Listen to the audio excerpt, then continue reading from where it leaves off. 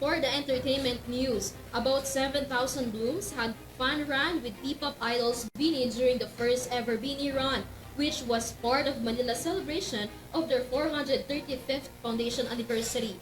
Here's Sam Martos for the entertainment news. Step into the world of entertainment. Life is not a career.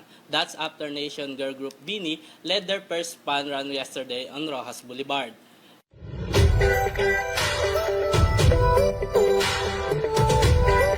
Together and united, they ran for the Carreran.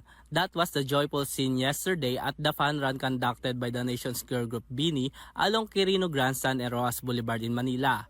It was attended by 7,000 Blooms. Also present was the city mayor, Mayor Hani Lacuna, who welcomed the 8 members of the group to start the event. Beanie fans can see the joy and excitement of seeing their favorite girl group. The 5-kilometer fun run is part of 435th founding anniversary of the city of Manila. Meanwhile, Beanie thanked those who participated in the said fun run. And that's the latest showbiz news. Once again, I'm Sam Martos. Back to you, Alvin at Criza.